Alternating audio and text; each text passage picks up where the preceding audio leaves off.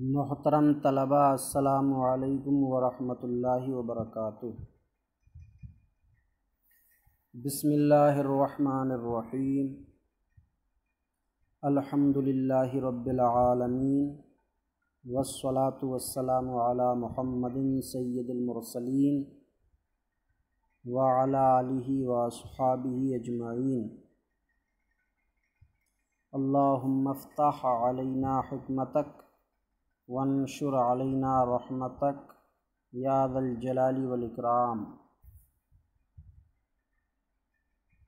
معزز طلباء، یہ ہمارے سامنے نحو میر موجود ہے، اولى جماعت کی نحو میر۔ یہ دو لفظ ہیں، نحو اور میر۔ نون پر زبر ہے جیسا کہ آپ دیکھ رہے ہیں، اور ہا ساکن ہے جیسا کہ یہ بھی دیکھ رہے ہیں، کیونکہ ہا کے اوپر گول نشان ہے۔ اس گول نشان کا مطلب ساکن ہی ہوتا ہے۔ تو نحو، واو جب اکیلا یہ الگ لفظ ہے تو واو بھی ساکن ہے۔ نحو، نحو۔ اب یہ اصلی عربی کا لفظ ہوا۔ اردو میں نون کے زبر کو کچھ امالہ کر کے نحو کہیں گے،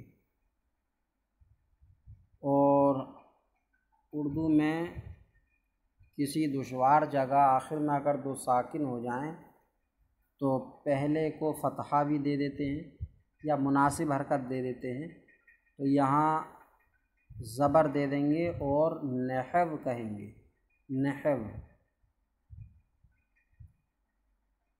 تو صحیح لفظ نحو، اور اردو میں آسانی کے لیے نحو۔ عربی اور اردو کے احکام الگ ہیں، عربی اور اردو کے احکام الگ ہیں۔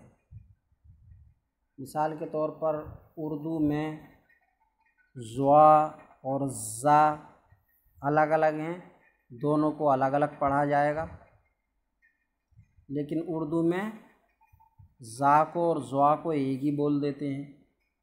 اگر کسی کا نام اعظم ہو تو اس کو اعظم نہیں بلکہ اعظم کہہ دیتے ہیں، اور ہاں عین بھی نہیں نکالتے، اعظم اعظم کہہ دیتے ہیں۔ اگر عین بھی نکالنے لگیں اور زوا بھی نکالنے لگیں تو یہی نکالتے رہ جائیں گے، اور پتہ لگا کہ وہ شخص جس کو ہم بلا رہے تھے کہیں سے کہیں پہنچ گیا۔ تو اردو کے احکام الگ ہیں اور عربی کے احکام الگ ہیں۔ اگر عربی میں کوئی لفظ مشکل ہو تو اردو میں اس کو آسان کر کے بولنا جائز ہوتا، تو اس کو نحو بولیں گے، نحو۔ اب یہ مضاف ہے، مضاف، تو واو پہ کسرہ لگائیں گے، نحو، میر۔ یہ میر اس کتاب کے مصنف کا لقب ہے، لقب۔ اور نحو یہ ایک علم کا نام ہے۔ تو اب ترجمہ ہوگا اس کا، میر صاحب کا نحو، میر صاحب کا نحو۔ تو میر صاحب کا نحو مطلب میر صاحب کے نحو کے لکھے ہوئے قاعدے، یہ ہے۔ تو اس کتاب میں میر صاحب کے نحو کے لکھے ہوئے قاعدے ہیں، تو نحو میر اس کتاب کا نام ہو گیا، نحو میر۔ تو اب نحو میر میں بھی اردو میں واو پر زیر نہیں بولا جاتا بلکہ نحو میر، نحو میر کہہ دیتے ہیں۔ یہ بھی اردو میں بہت ہے۔ یا کسی کا نام غلام رسول، تو وہ اصل میں غلام رسول ہے، تو غلام رسول میم پہ زیر لگا کر کوئی نہیں بولتا، غلام رسول، غلام رسول، غلام نبی۔ تو اس طریقے کے اردو میں بھی بہت سارے لفظ ہیں۔ یا امانت رسول، تو امانت رسول بھی امانت رسول ہے۔ یا کنیز فاطمہ، تو وہ بھی کنیز فاطمہ ہے۔ تو حاصل یہ کہ اردو کے احکام الگ ہیں، فارسی سے، عربی سے اس کے احکام الگ ہیں۔ اگر کہیں دشواری ہو رہی ہوتی ہے تو حسب تخفیف اس میں آسانی کر دی جاتی ہے، تو نحو میر کے بجائے نحو میر واو کے کسرے کو ختم کر کے نحو میر بولیں گے۔ تالیف، تالیف کا مطلب ہے تصنیف، کس نے لکھی ہے کتاب؟ میر سید شریف ابو الحسن علی بن محمد رحمہ اللہ۔ یہ جو نام ہوتے ہیں، نام تو وہ 3 طرح کے نام ہوتے ہیں، لقب اور علم اور کنیت۔ لقب اور علم اور کنیت۔ علم کسی بھی شخص کے ذاتی نام کو علم کہا جاتا ہے، اور بزرگوں، دانشوروں کی طرف سے کسی خوبی کی بنیاد پر جو نام مل جائے تو اس کو لقب کہا جاتا ہے۔ اور بیٹے کو باپ کی وجہ سے یا باپ کو بیٹے کی وجہ سے کچھ شہرت ملے یا کچھ پہچان میں اضافہ ہو، کہ باپ کا نام لے دیں تو جلدی پہچان ہو جاتی ہے، یا بیٹے کا نام لے دیں تب جلدی پہچان ہو جاتی ہے، تو اس نام کو جو اب یا ابن کے ساتھ منسوب ہو کنیت کہا جاتا ہے۔ تو اس کتاب کے مصنف کا لقب میر سید شریف ہے، اور کنیت ابو الحسن ہے، اور علم ذاتی نام ان کا علی ہے، علی، اور ان کے والد محمد، ان کے والد کا نام محمد ہے۔ 770 ہجری میں پیدا ہوئے ہیں اور 816 ہجری میں انتقال فرمایا۔ 770 ہجری میں پیدا ہوئے اور 816 ہجری میں وفات پائی، تو کل عمر ان کی 46 سال ہوئی، 46 سال۔ اس کے بعد میں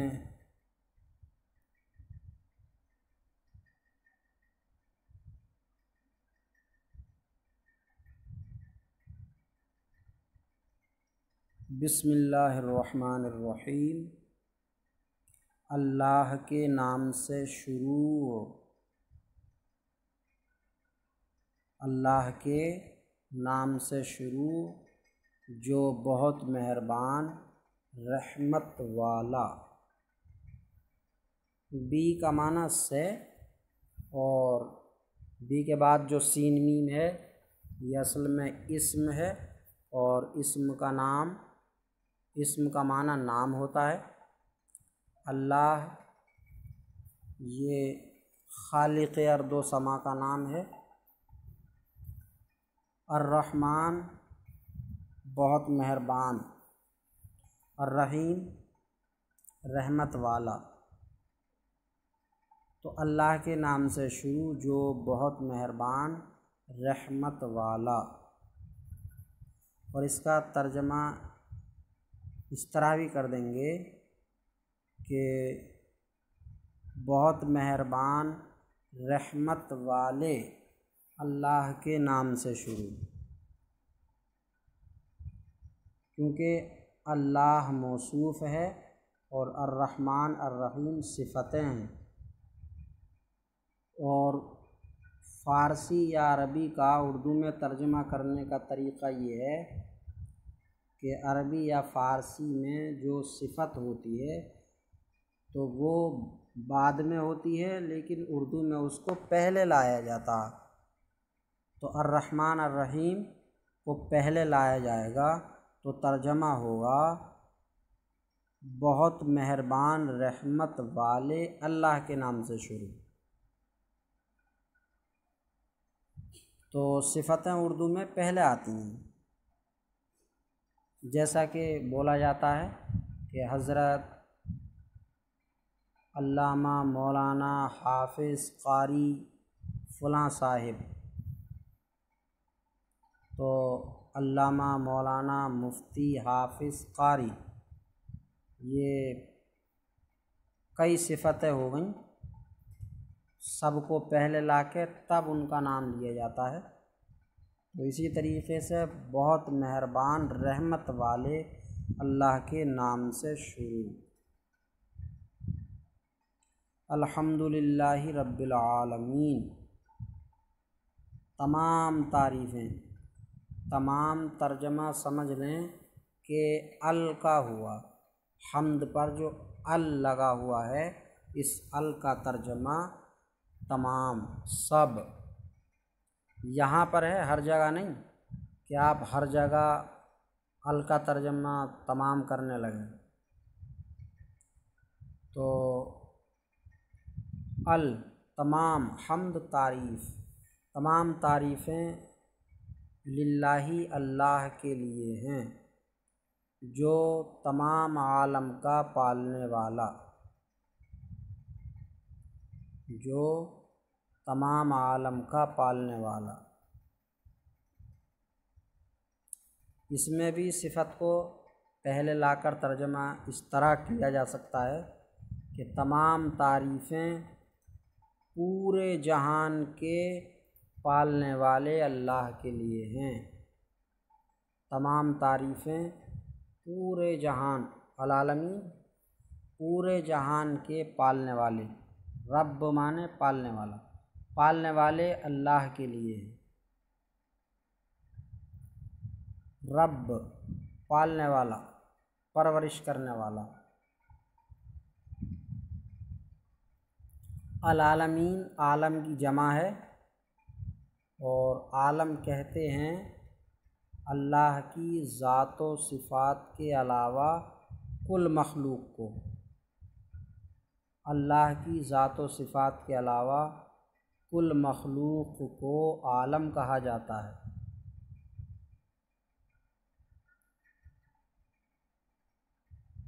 ایک ایک چیز کو عالم نہیں کہہ سکتے، بلکہ کل چیز کو، زمین، آسمان، چاند، سورج، پیڑ پودا، سب کے سب اکٹھے طور پر عالم ہیں۔ پیڑ کو عالم نہیں کہیں گے، آسمان کو عالم نہیں کہیں گے، زمین کو عالم نہیں کہیں گے، بلکہ کل مخلوق کو عالم۔ اور کبھی کبھی عالم کی ایک جنس اور قسم کو عالم کہہ دیا جاتا ہے،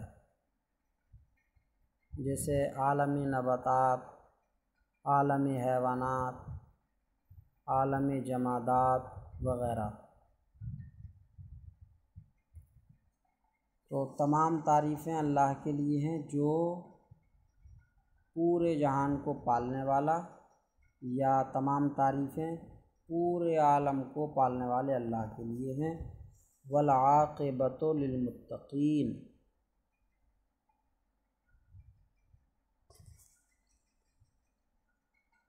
اور واو کا معنی اور ہو گیا، اور ال کا معنی جیسے میں نے ابھی بتایا تھا کہ ال کا معنی ہر جگہ تمام نہیں ہوتا ہے، سب کا سب نہیں ہوتا ہے۔ تو یہاں ال کا معنی سمجھ لیں کہ اچھا ہے، اچھا۔ ابھی الف لام کی قسمیں سب نہیں بتائی جا سکتی، ابتدائی طلبہ ہیں، تو ال کا معنی اچھا سمجھ لیں۔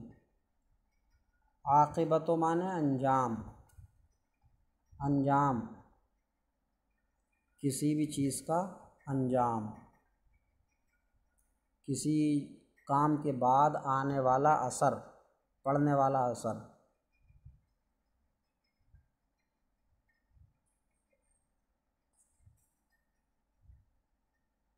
للمتقین، لی معنی لیے، اور المتقین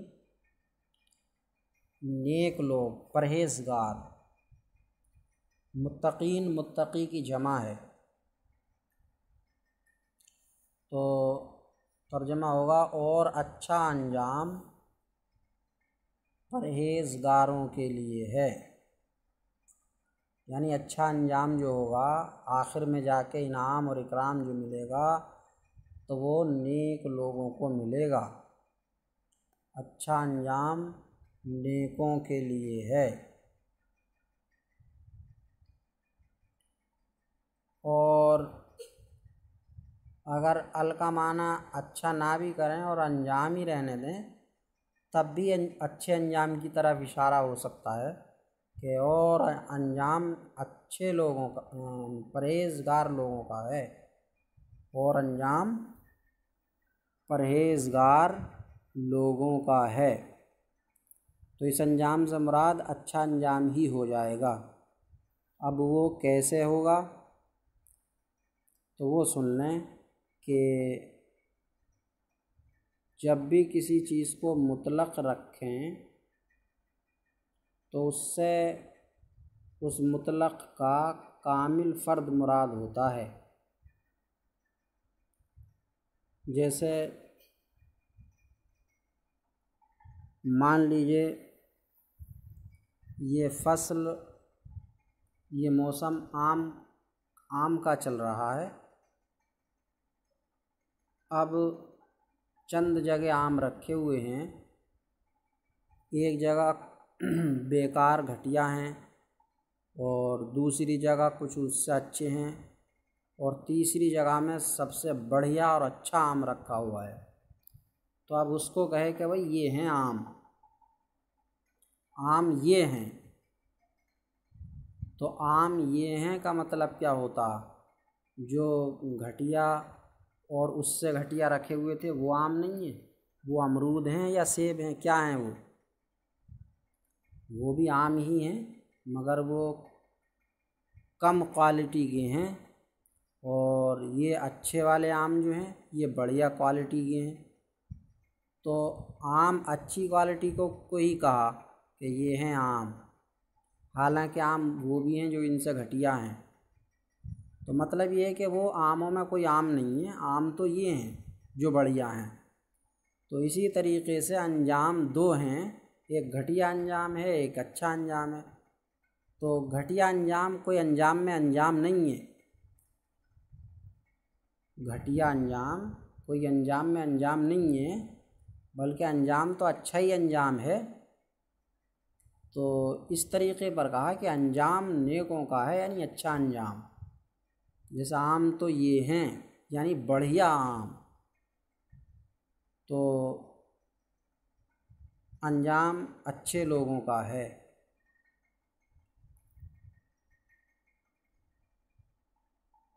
والصلاۃ والسلام علی خیر خلقہ محمد،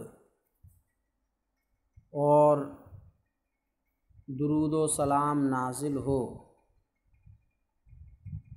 علی خیر خلقہ، علی کا معنی پر، خیر کا معنی بہتر، بہتر، بہتر کا مطلب ہوتا ہے بہ معنی اچھا اور تر معنی زیادہ، فارسی کا لفظ ہے بہ اور تر، تو بہ معنی اچھا اور تر معنی زیادہ، تو بہتر کا معنی ہو گیا زیادہ اچھا۔ تو بہتر کے ساتھ زیادہ کا لفظ بولنا بیکار ہے، نہیں بولنا چاہیے کہ زیادہ بہتر یہ ہے، زیادہ بہتر یہ ہے، جیسا کہ عام بول چال میں ہے، بلکہ بہتر میں ہی تر آ گیا، اسی کا معنی زیادہ ہوتا ہے۔ تو زیادہ بہتر، زیادہ کہنا یہ ایسے ہی ہو جائے گا جیسے دراصل میں، دراصل میں، تو میں کے لیے در آ ہی گیا، پھر الگ سے اس میں بولنا نادانی ہے، تو اسی طرح بہتر کے ساتھ زیادہ بولنا بھی نادانی ہے۔ تر معنی زیادہ ہوتا ہی ہے، بہ معنی اچھا۔ بہرحال بہتر، خلق معنی مخلوق اور ہی معنی اس کی، درود و سلام نازل ہو اس کی بہتر مخلوق، ہی معنی اس کی بہتر مخلوق، خیر خلق بہتر مخلوق، درود و سلام نازل ہو اس کی بہتر مخلوق محمد و آلہ اجمعین، اور آپ کی تمام آل پر، درود و سلام نازل ہو اس کی بہتر مخلوق محمد اور آپ کی تمام آل پر۔ سرکار علیہ السلام پر درود و سلام نازل ہونے کا مطلب ہوتا ہے کہ اللہ رب العزت سرکار علیہ السلام کے درجات میں بلندیاں نازل فرمائے، بلندیاں عطا کرے، سرکار علیہ السلام کے مرتبوں میں بلندیاں عطا کرے، اور اونچا درجہ عطا کرے، اور اونچا درجہ عطا کرے، اور اونچا درجہ عطا کرے۔ تو یہ درود و سلام کا مطلب ہوتا ہے، درود و سلام نازل ہو اس کی بہتر مخلوق محمد اور آپ کی آل پر۔ آل سے مراد کیا ہے؟ آل کے کئی معنی بیان کیے گئے ہیں، زیادہ صحیح معنی آل کا متبعین ہے، متبعین یعنی سرکار صلی اللہ تعالیٰ علیہ وسلم کو ماننے والے، آپ پر ایمان لانے والے، تو مراد تمام امت مسلمہ ہو گئی۔ تو جب ہم رحمت کی دعا کر رہے ہیں تو تمام مومنین کے لیے کر دیں تو اور اچھا ہی ہے،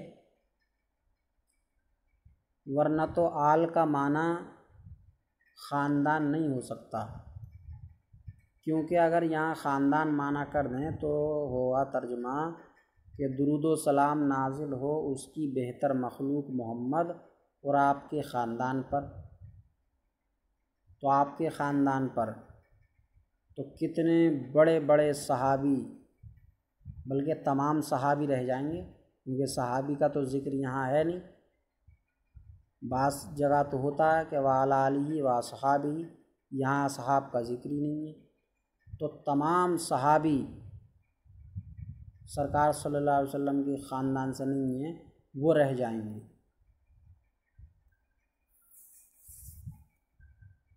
تو درود و سلام جب ہم بھیج رہے ہیں تو تمام صحابہ آ جائیں، اولیاء آ جائیں، اور تمام مومن آ جائیں، تو جتنے لوگوں کے لیے دعا ہو جائے اچھا ہی اچھا ہے۔ تو اس لیے آل کا معنی متبعین، زیادہ صحیح قول پر آل کا معنی متبعین، سرکار صلی اللہ تعالیٰ علیہ وسلم کو ماننے والے، آپ پر ایمان لانے والے، تو اس میں صحابہ، اولیاء، تابعین، تمام مسلمان سب آ جائیں گے۔ تو درود و سلام نازل ہو اس کی بہتر مخلوق محمد اور آپ کی تمام آل پر۔ اب آج کے ہمارے سبق میں نحو میر کیا لفظ ہے، صحیح لفظ کیا ہے، اور اردو میں کیا بولا جاتا ہے، اور اردو میں جو بھی بولا جاتا ہے تو ایسا کس لیے ہے، اس کتاب کے مصنف کا نام کیا ہے، لقب کیا ہے، کنیت کیا ہے، اور نام، لقب، کنیت کس کو کہتے ہیں، ان کی تاریخ پیدائش کیا ہے اور تاریخ وفات کیا ہے، ان کی کل عمر کتنی ہوئی، یہ ہوا، اور الحمدللہ رب العالمین، ال کا مطلب کیا ہے، اور رب العالمین عالم کا معنی کیا ہے، اور العاقبۃ انجام، ال کا معنی کیا ہے اور عاقبتوں کا معنی کیا ہے، اور ال کا معنی اچھا نہ لے کر کے انجام ہی رکھیں تو اچھا انجام کیسے مراد ہو سکتا ہے، درود و سلام سرکار پر نازل ہونے کا مطلب کیا ہوتا ہے، اور آل کا معنی صحیح قول پر کیا ہے۔ یہ ساری باتیں ہمارے سبق میں ہوئیں، ان سب باتوں کو دہرائیں، ذہن نشیں کریں۔ آج کا ہمارا سبق اتنا ہی ہے، اگلی ویڈیو میں انشاءاللہ اما بعد سے سبق سماعت کریں گے۔ اللہ تبارک و تعالیٰ سے دعا ہے کہ سبق سمجھنے اور یاد کرنے کی توفیق عطا فرمائے۔ السلام علیکم ورحمۃ اللہ وبرکاتہ۔